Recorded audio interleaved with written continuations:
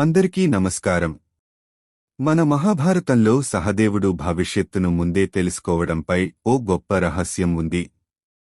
సహదేవుడు ఒక గొప్ప జ్యోతిష్కుడు మాత్రమే కాదు, అతనికి భవిష్యత్తు చూపించే అసాధారణ శక్తి కూడా ఉంది.